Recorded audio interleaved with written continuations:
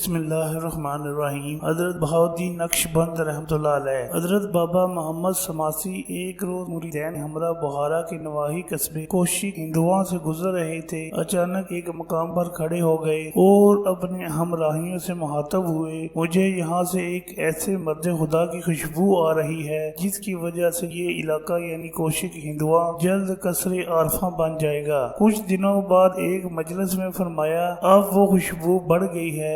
ولادت کے تیسرے روز دادا اپنے پوتے کو گود میں اٹھائے بابا کی خدمت میں حاضر ہوئے تو بہت محبت شفقت سے بچہ ان سے لیا اور دیر تک اپنی گود میں کھلاتے رہے۔ پھر فرمایا، اسے ہم نے اپنی فرزندی میں قبول کیا۔ بعد ازاں وہاں موجود لوگوں کی طرف رخ کر کے گویا ہوئے، یہی وہ مرد خدا ہے جس کی خوشبو ہم نے سونگھی تھی۔ یہ لڑکا ان قریب اب زمانے کا پیشوا ہوگا۔ یہ بچہ جس کی ولادت اور سیادت کی پیشگوئی کی جا رہی تھی حضرت بہاؤالدین نقشبند رحمۃ اللہ علیہ تھے۔ حضرت بہاؤالدین نقشبند 4 محرم الحرام 718 یا 728 ہجری کو بخارا ازبکستان کے مضافاتی قصبے کوشک ہندواں میں پیدا ہوئے۔ نام محمد تجویز ہوا جبکہ والد کا نام بھی محمد تھا۔ آپ کا نسب حضرت علی المرتضیٰ رضی اللہ تعالی عنہ تک پہنچتا ہے اور بعض سوانح نگاروں نے شجرہ نسب بیان بھی کیا ہے۔ تاہم اس کے باوجود آپ کے خاندان اور تعلیم سے متعلق زیادہ معلومات دستیاب نہیں ہیں۔ البتہ آپ کے فتاوی جو ایک مرید صلاح الدین مبارک نے جمع کیے، ان سے اندازہ ہوتا ہے کہ آپ کا روحانیت کے ساتھ علمی مقام بھی بہت بلند تھا۔ لفظ نقشبند آپ کے نام کا حصہ کیسے بنا؟ مشائخ نقشبند کے تذکرے پر مشتمل معروف کتاب حضرات القدس کے مطابق ایک روز آپ مولانا زین الدین سے ملاقات کے لیے تشریف لے گئے۔ مولانا صاحب نماز فجر کے بعد اور وظائف میں مشغول ہو گئے تو حضرت خواجہ بھی ان کے قریب آ کر بیٹھ گئے، جس پر انہوں نے فرمایا، اے خواجہ ہمارا نقش بھی بند ہو، یعنی ہمارے حال پر توجہ فرمائیں۔ حضرت خواجہ نے جواب دیا، ہم خود نقش بننے کے لیے آئے ہیں۔ اسی روز سے آپ نقش بند مشہور ہو گئے، یعنی سالک کے راہ طریقت کے طالب علم۔ قلب پر اللہ تعالیٰ نام کا نقش بٹھانے والے آپ کی توجہ اور صحبت کی برکت سے چند گھڑیوں میں ہی سالک کا قلب اللہ تعالی کی طرف متوجہ ہو جایا کرتا تھا۔ حضرت علاء الدین عطار فرمایا کرتے تھے، ہمارے خواجہ نقش بند کی نظر عنایت کا کمال تھا کہ طالب قدم اول ہی میں سعادت حاصل کر لیتا۔ آپ مادر ذات ولی تھے۔ والدہ فرماتی ہیں، بہاؤالدین 4 برس کے تھے کہ ایک حاملہ گائے دیکھ کر کہا، یہ سفید پیشانی والا بچہ جنے گی، اور ایسا ہی ہوا۔ جوانی میں قدم رکھا تو مختلف روحانی تجربات پیش آنے لگے۔ پھر روحانی سفر کی باقاعدہ تکمیل کے لیے حضرت بابا سماسی کے دامن فیض سے وابستہ ہو گئے۔ اس وقت آپ کی عمر 18 برس تھی۔ دراصل آپ بابا صاحب کو اپنی شادی میں شرکت کی دعوت دینے گئے تھے۔ رات ان کی خانقاہ میں گزاری اور نماز تہجد کے بعد سر سجدے میں رکھ کر یوں دعا کی، الہی مجھے دکھ تکالیف کا بوجھ اٹھانے اور اپنی محبت و شفقت برداشت کرنے کی قوت عطا فرما۔ صبح جب بابا صاحب کی خدمت میں حاضر ہوئے تو انہوں نے فرمایا، بیٹے دعا میں یوں کہنا چاہیے کہ الہی اس بندہ ضعیف کو اپنے فضل و کرم سے اس پر قائم رکھ جس میں تیری رضا ہو۔ پھر ارشاد فرمایا، بے شک اللہ کی رضا تو اس میں ہے کہ بندہ مصیبت میں مبتلا نہ ہو، لیکن اگر وہ کسی حکمت کی وجہ سے اپنے کسی دوست پر مصیبت اور آزمائش حاصل کرتا ہے تو اپنی عنایت سے اسے برداشت کرنے کی قوت بھی عطا فرماتا ہے۔ لہذا اپنی مرضی اور اختیار سے مصیبت و تکلیف طلب کرنا ٹھیک بات نہیں، اور بارگاہ خداوندی میں یہ گستاخی نہیں کرنی چاہیے۔ اس واقعے کے بعد آپ حضرت بابا صاحب ہی کے ہو کر رہ گئے۔ انہوں نے کچھ عرصے بعد یہ کہتے ہوئے آپ کو اپنے سب سے بڑے خلیفہ حضرت امیر کلال کے سپرد کر دیا، دیکھو تم میرے فرزند بہاؤالدین کی تربیت میں کوئی کوتاہی نہ کرنا، اگر کوتاہی ہوئی تو تمہیں ہرگز معاف نہیں کروں گا۔ حضرت امیر کلال نے آپ کو امتحانات کی بھٹیوں سے گزار کر کندن بنا دیا۔ ایک روز کسی بات پر فرمایا، چونکہ تم مجھے نہیں چاہتے لہذا یہاں سے چلے جاؤ۔ یہ سن کر آپ مجلس سے اٹھ کر چل دیے۔ راستے میں خیال آیا کہ یوں اٹھ کر نہیں آنا چاہیے تھا، سو واپس خانقاہ کی طرف چل پڑے۔ وہاں پہنچے تو حضرت امیر کلال نے دیکھتے ہی کہا، یہاں تمہارا کوئی کام نہیں، جاؤ کوئی دوسرا دروازہ تلاش کرو۔ آپ اٹھے اور شہر یعنی بخارا چلے گئے۔ وہاں دیکھا کہ 2 افراد جوا کھیل رہے ہیں۔ ایک سب کچھ ہار چکا تھا لیکن پھر بھی دوسرے سے قرض مانگ مانگ کر کھیل جاری رکھنے پر ضد کر رہا تھا۔ اس شخص نے کہا اب تمہارے پاس رہ ہی کیا گیا ہے جو جوا کھیلو گے؟ دوسرے جواری نے کہا نہیں، ہار نہیں مانوں گا، اب جان کی بازی لگاؤں گا۔ جواری کی یہ بات سن کر آپ پر گریہ طاری ہو گیا اور ماہی بے آپ کی طرح تڑپنے لگے۔ خود کو کہتے جاتے بہاؤدین تم تو اس کمال بات سے بھی گزرے ہو کہ اتنی جلد میدان چھوڑ گئے۔ وہاں سے سیدھے خانگاہ آگئے۔ جب وہاں پہنچے تو رات ہو چکی تھی اور برف باری کی وجہ سے سردی بھی بہت تھی۔ آپ کا معمول تھا کہ اپنے مرشد حضرت امیر کلال کے وضو اور طہارت کے لیے پانی کا اہتمام فرماتے تھے، لہذا لوٹے میں پانی بھرا اور مرشد کے حجرے کے دروازے کے باہر بیٹھ گئے۔ مسلسل برف باری کی وجہ سے جسم برف سے ڈھک گیا مگر آپ دروازے پر بیٹھے رہے۔ جب مرشد رات کے آخری پہر وضو کے لیے باہر نکلے تو ان کا قدم اندھیرے کے سبب آپ کے سر پر پڑا۔ محبت نے جوش مارا اور اپنے مرید کو زمین سے اٹھا کر سینے سے لگاتے ہوئے فرمایا یہ حلت تمہارے لیے ہی موضوع ہے۔ پھر ایسی توجہ فرمائی کہ آپ درجہ کمال کو پہنچ گئے۔ آپ کئی برس تک حضرت امیر کلال کی رہنمائی میں سلوک کی منازل طے کرتے رہے۔ وہ ایک روز اپنے 500 سے زائد مریدین کے اجتماع میں آپ سے یوں مخاطب ہوئے،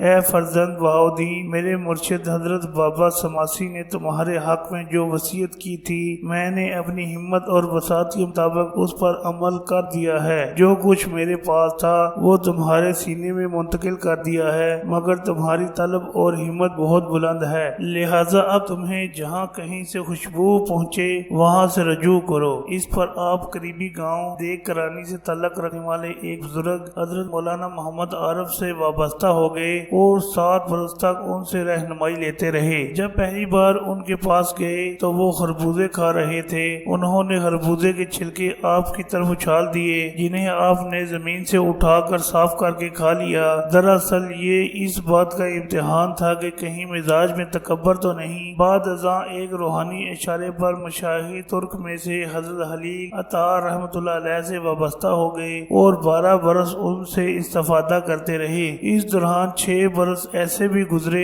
جب حضرت خلیل عطا ایک علاقے کے حکمران رہے۔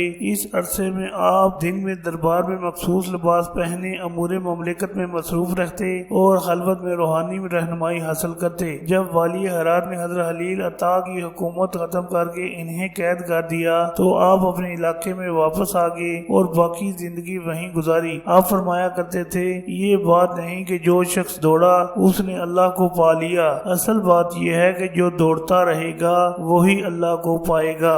آپ نے ظاہری طور پر حضرت بابا سماسی، حضرت امیر کلال اور دیگر مشائخ سے فیض حاصل کیا، جبکہ روحانی طور پر خواجہ عبدالخالق غجانی سے تربیت پائی۔ اس زمن میں آپ نے ایک واقعہ یوں بیان فرمایا ہے، ایک رات 3 مزارات پر گیا، جس مزار پر پہنچا ایک چراغ ٹمٹماتا نظر آتا۔ چراغ میں تیل اور بتی تو تھی مگر بتی کو ذرا اوپر لانے کی ضرورت تھی تاکہ وہ ٹھیک طرح سے روشن ہو سکے۔ خواجہ محمد واسع کے مزار پہ گیا تو وہاں سے حضرت محمود فاقنوی کے مزار پر جانے کا اشارہ ہوا۔ وہاں پہنچا تو 2 افراد آئے جنہوں نے میری کمر پر 2 تلواریں باندھی اور پھر گھوڑے پر سوار کروا کر اس کی باغ مزار مزدہ اہن کی طرف پھیر دی۔ وہاں پہنچ کر قبلہ رو بیٹھ گیا۔ اس اثنا دیکھتا ہوں کہ قبلے کی جانب کی دیوار شق ہو گئی اور ایک بڑا تخت ظاہر ہوا جس پر ایک بزرگ تشریف فرما ہے جن کے سامنے ایک سبز پردہ لٹکا ہوا تھا۔ تخت کے گرد بہت سے لوگ موجود تھے۔ ایک شخص نے بتایا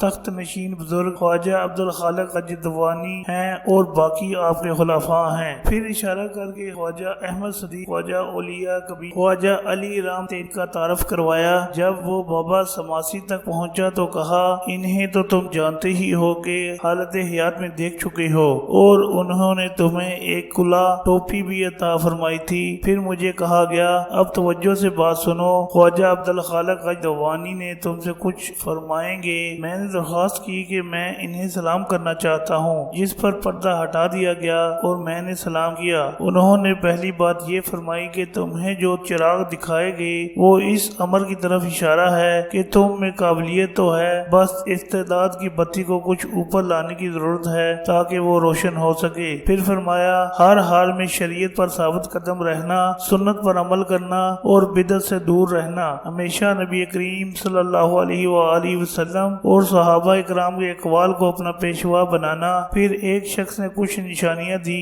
تاکہ اس مکاشفے کی صداقت ظاہر ہو سکے۔ بعد ازاں آپ اس روحانی کیفیت سے باہر آ گئے۔ آپ کو جو نشانیاں بتائی گئی تھی وہ سب درست نکلی۔ غالباً اس واقعے کے بعد حضرت امیر کلال نے آپ کے سر پر بابا سماسی کی عنایت کردہ کلاه جو دراصل ان کے مرشد حضرت عزیزان علی رام تینی کی تھی رکھ کر خلافت سے نوازا۔ سلسلہ نقشبندیہ کے مختلف ادوار میں مختلف نام رہے ہیں۔ خواجہ عبدالخالق غیدوانی سے حضرت امیر کلال تک اسے سلسلہ خواجگان کہا جاتا تھا، تاہم حضرت بہاؤالدین کے زمانے میں اسے نقشبند کہا جانے لگا اور آج تک یہی نام اس سلسلے کی شناخت ہے۔ آپ متعلقین کو ہر حالت میں قرآن و سنت کی پابندی کی تاکید کرتے۔ کسی نے پوچھا آپ کا قرب کیسے حاصل کروں؟ فرمایا اتباع سنت سے۔ حج سے واپسی پر والی ہرات کی درخواست پر ان سے ملاقات کے لیے تشریف لے گئے تو انہوں نے پوچھا کیا آپ کو مستند ارشاد باپ دادا سے وراثت میں ملی ہے؟ آپ نے فرمایا نہیں۔ پھر پوچھا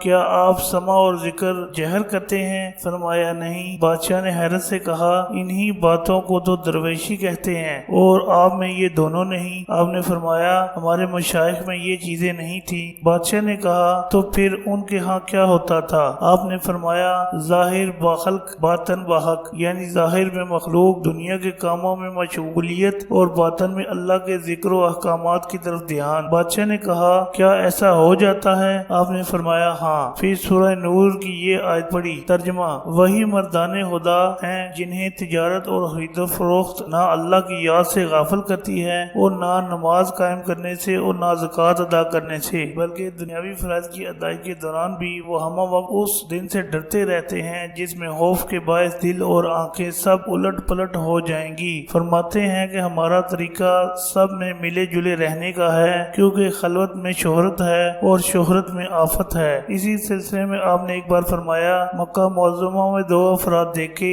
ایک نہایت بلند ہمت اور دوسرا پست ہمت۔ پست ہمت وہ شخص تھا جو طواف کے دوران بیت اللہ کے دروازے پر ہاتھ رکھ کر اللہ تعالیٰ کے سوا کچھ اور مانگ رہا تھا۔ خواجہ عارف ریو گری، خواجہ محمود فانوی، بلند ہمت جوان مینا کے بازار میں نظر آیا جس نے کم و بیش 50,000 دینار کی خرید و فروخت کی اور اس ایک لمحے کے لیے بھی یاد الہی سے غافل نہ ہوا۔ فرماتے ہیں راہ سلوک میں مجھ پر 2 بار منصور حلاج کی سی کیفیت طاری ہوئی اور نزدیک تھا کہ زبان سے وہ الفاظ نکل جائیں جو ان سے صادر ہوئے۔ دونوں بار ایک سولی کے نیچے جا کر کھڑا ہوا اور خود کو کہا کہ اگر کوئی خلاف شریعت بات کی تو تیری جگہ یہی سولی ہے۔ لقمہ حلال کے معاملے میں بے حد محتاط تھے۔ کسی نے نماز میں خشوع و خضوع سے متعلق پوچھا تو فرمایا یہ کیفیت طعام حلال سے حاصل ہوتی ہے۔ ذریعہ معاش زراعت تھا، ہر سال جو اور معاش کاش کرتے۔ آپ کے ہاں کوئی خادم یا خادمانہ تھی، مہمانوں کے لیے پرتکلف کھانا بنواتے، خود بھی کھانا پکا لیتے اور دسترخوان پر مہمانوں کے سامنے رکھتے۔ سفید امامہ اور کبھی صرف ٹوپی پہنتے، مزاج میں بہت احسار تھا۔ ایک روز کسی نے کہا کوئی کرامت تو دکھا دیجئے۔ فرمایا کیا یہ کم کرامت ہے کہ اس قدر گناہ گار ہونے کے باوجود مجھے زمین نگلتی ہے اور نہ آسمان سے کوئی عذاب نازل ہوتا ہے؟ خواجہ فرید الدین عطار فرماتے ہیں آپ بڑھاپے میں جس قدر عبادت کرتے ہم جوانی میں بھی اس قدر نہ کر پائے اور بے نفس ایسے تھے کہ اپنے گاؤں میں مسجد تعمیر کروائی تو اس کے لیے اپنے سر پر مٹی کی ٹوکری بھر بھر کر لاتے۔ 2 بار حج کی سعادت حاصل کی۔ خواجہ عبید اللہ احرار فرماتے ہیں جب آپ کا وقت آخر آیا تو ہم سورہ یاسین پڑھ رہے تھے۔ جب نصف سورت تک پہنچے تو انوار ظاہر ہونے لگے، ہم کلمہ پڑھنے لگے۔ آپ نے دونوں ہاتھ دعا کے لیے اٹھائے اور دیر تک دعا مانگتے رہے۔ جب دعا کے بعد ہاتھ چہرے پر پھیرے تو روح پرواز کر گئی۔ یہ 3 ربیع الاول 791 ہجری بروز پیر کا واقعہ ہے۔ آپ نے جنازے کے آگے یہ ربائی پڑھنے کی وصیت کی تھی، ہم مفلس تیرے کوچے میں آئے ہیں، اللہ اپنے حسن و جمال سے کچھ عطا کر دیجئے۔ آپ نے شادی کی اور اولاد بھی ہوئی۔ روایات میں ایک بیٹے کا ذکر ملتا ہے جن کا عین حج کے روز انتقال ہوا، جبکہ ایک صاحبزادی حضرت علاؤالدین عطار سے بیاہی گئی۔ بخارا سے تقریباً 16 کلومیٹر کی دوری پر آپ کا مزار ہے۔